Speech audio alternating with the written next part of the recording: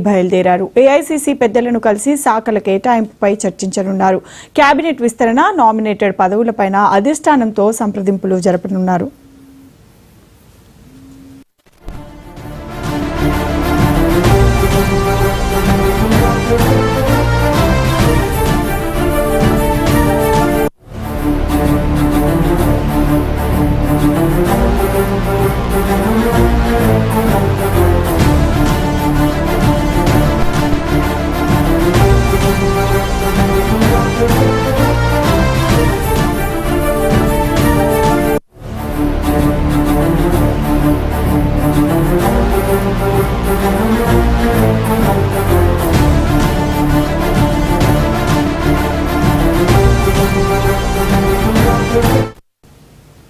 Telangana CM Revanth Reddy Delhi బయలుదేరారు. AICC పెద్దలను కలిసి శాఖల కేటాయింపుపై చర్చించనున్నారు.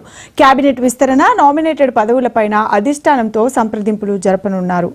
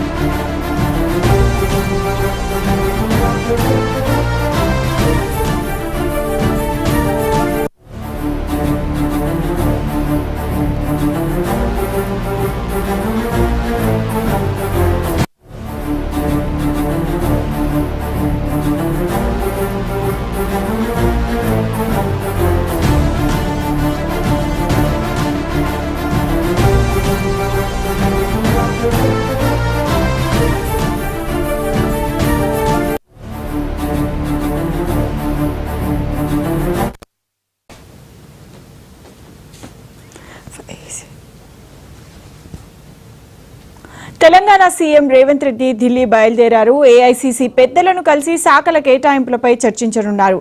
కేబినెట్ విస్తరణ, నామినేటెడ్ పదవులపైన అధిష్టానంతో సంప్రదింపులు జరపనున్నారు. ఇక ఇదే అంశానికి సంబంధించి మా ఢిల్లీ బ్యూరో చీఫ్ శిరీష్ మరింత సమాచారాన్ని లైవ్ లో అందిస్తారు.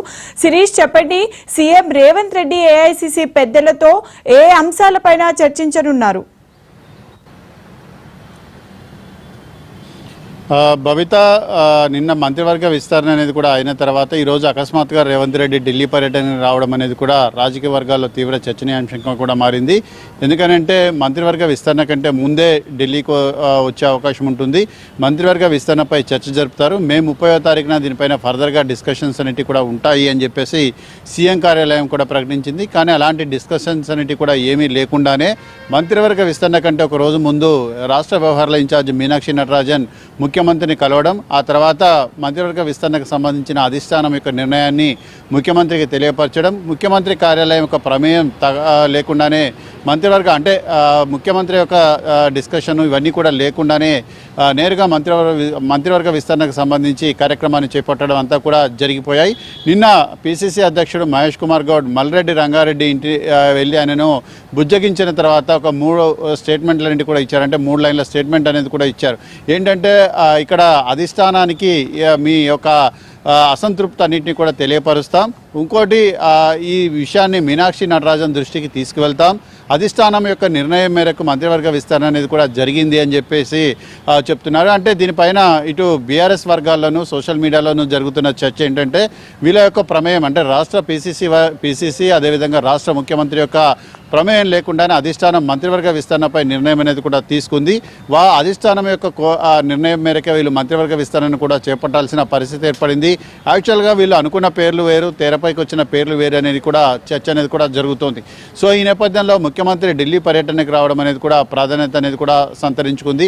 అయితే నిన్న బండారు దత్తాత్రేయకు సంబంధించిన బుక్ రిలీజ్ కార్యక్రమం సందర్భంగా ముఖ్యమంత్రి రేవంత్ రెడ్డి చేసిన వ్యాఖ్యలన్నింటి కూడా కాంగ్రెస్ వర్గాల్లో తీవ్ర చర్చనీయాంశంగా మారాయి. తన స్కూలింగ్ అంతా కూడా బీజేపీలో జరిగింది, కాలేజీ టీడీపీలో జరిగింది. ప్రస్తుతం ఉద్యోగం అనేది రాహుల్ గాంధీ దగ్గర చేస్తున్నానని చెప్పేసి రేవంత్ రెడ్డి చేసిన కామెంట్ని కొంతమంది కాంగ్రెస్ పార్టీ అధిష్టానానికి మిస్ఇన్ఫర్మేషన్ రూపంలో చెప్పడం కూడా జరిగింది.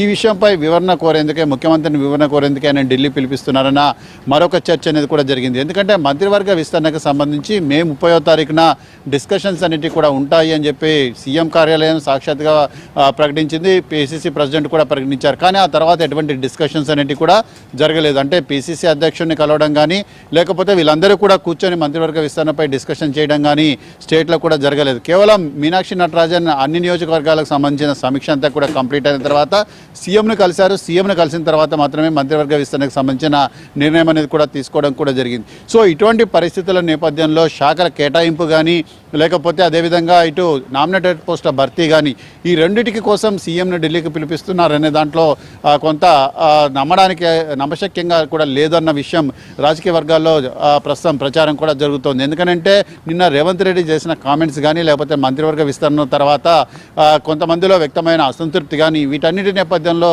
ఆయన అధిష్టానం పెద్దల్ని కలవబోతున్నట్లుగా కూడా సమాచారం. అయితే మల్లికార్జున్ ఖర్గే నిన్న వాకాటి శ్రీహరి కలిశారు. ఈరోజు కొత్తగా మంత్రి పదవి చేపట్టిన వివేక్ వెంకటస్వామి కూడా కలుస్తున్నారు. సో ఈ నేపథ్యంలో ఇటు మరి అధిష్టానం ముఖ్యమంత్రి రేవంత్ రెడ్డికి ఏం చెప్పబోతోంది అనేది కూడా చూడాలి. ఇటీవల మీనాక్షి నటరాజన్ అన్ని నియోజకవర్గాలకు సంబంధించిన నేతలతోటి అందరి ఎమ్మెల్యేలతోటి కూడా మాట్లాడడం జరిగింది. ఒక నివేదిక అనేది కూడా తయారు చేయడం జరిగింది. ఆ నివేదిక అనేది కూడా అధిష్టానానికి సబ్మిట్ చేశారు. ఆమె ఈరోజు ఇండోర్ నుంచి ఢిల్లీకి వస్తున్నారు. సో ఈ నేపథ్యంలో ఆ నివేదిక పైన సీఎంతో చర్చించడానికి కాంగ్రెస్ పార్టీ అధిష్టానం ముఖ్యమంత్రిని ఢిల్లీకి పిలిపించిందా అన్న ఒక చర్చ అనేది కూడా జరుగుతుంది. సో ఏదేమైనప్పటికీ రాష్ట్రంలో జరుగుతున్న పరిణామాలు కానీ మంత్రులు ముఖ్యమంత్రి మధ్య సయోధ్య లేని విషయం కానీ అదేవిధంగా ఒక టీం వర్క్ అనేది కూడా లేకపోవడం కాంగ్రెస్ పార్టీ అధిష్టానాన్ని కూడా ఆందోళనకు గురి చేస్తోంది.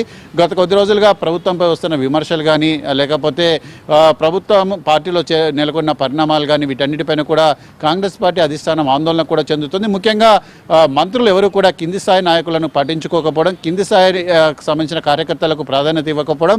సో ఇటువంటి నేపథ్యంలో వాళ్ళంతా కూడా గుర్రుగా ఉన్న నేపథ్యంలో స్థానిక సంస్థల ఎన్నికలకు వెళ్తే ఎటువంటి ఫలితాలంటి కూడా పునరావృతమయ్యే అవకాశం ఉంది, ఎటువంటి ఫలితాలంటి కూడా వస్తాయి అన్న దాని గురించి కూడా చర్చిస్తబోతున్నారు. సో మొత్తం మీద కూడా చూసినట్లయితే ముఖ్యమంత్రి రేవంత్ రెడ్డి ఢిల్లీ పర్యటనలో భాగంగా ఈరోజు అధిష్టానం చాలా సీరియస్గానే డిస్కషన్స్ అన్నింటి కూడా చేసే అవకాశం ఉంది. పరిపాలన దగ్గర నుంచి ఇటీవల చేసిన కామెంట్స్, అదేవిధంగా మంత్రివర్గ విస్తరణ, శాఖల కేటాయింపు, నామినేటెడ్ పోస్టుల భర్తీ ఇవన్నీ కూడా ఇందులో ఇంక్లూడెడ్గా డిస్కషన్కు రాబోతున్నట్లుగా కూడా తెలుస్తోంది. సో ఏదేమైనప్పటికీ కూడా ముఖ్యమంత్రిని ఢిల్లీకి పిలిపించిన తర్వాత ఢిల్లీలో చర్చించిన తర్వాత మంత్రివర్గ విస్తరణ జరుగుతుందని చెప్పేసి కూడా అందరూ భావించారు. కానీ అలాంటి సమావేశాలు ఏవి కూడా జరగకుండానే నేరుగా మంత్రివర్గ విస్తరణ చేపట్టడం అనేది కూడా ఇప్పుడు తీవ్ర చర్చనీయాంశంగా కూడా మారింది కాంగ్రెస్ పార్టీలో.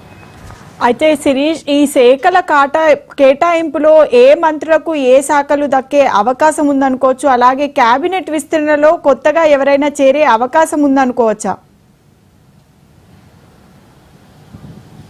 అయితే మరొక 3 మంత్రి పదవులు ఖాళీ ఉన్నాయి, త్వరలో చేపడతామని చెప్పేసి నిన్న పిసిసి అధ్యక్షుడు చెప్పాడు.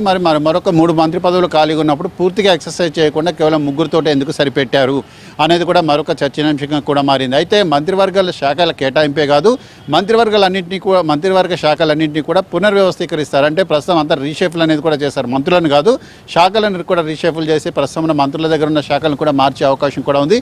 సో దానిపైన అధిష్టానం దగ్గర డిస్కషన్ అనేది కూడా జరిగే అవకాశం ఉంది. ఇటీవల కాలంలో కొంతమంది మంత్రులు చేపడుతున్న శాఖలు వాళ్ళు వ్యవహరిస్తున్న తీరు అనేది కూడా తీవ్ర చర్చనీయాంశమైంది, తీవ్ర విమర్శలకు కూడా ఎదుర్కోవాల్సిన పరిస్థితి వచ్చింది. సో ఈ నేపథ్యంలో వీటన్నింటినీ కూడా రివ్యూ చేస్తారా అనే ఒక చర్చ అనేది కూడా జరుగుతోంది. సో దాంతోపాటుగా ముఖ్యమంత్రి ఒకరిద్దరికి మంత్రి పదవులు ఇవ్వమని చెప్పేసి కూడా కోరారు. అయితే ముఖ్యమంత్రి యొక్క అభిప్రాయాన్ని అధిష్టానం పరిగణలోకి తీసుకోలేదన్న ఒక చర్చ అనేది కూడా కాంగ్రెస్ పార్టీ వర్గాల్లో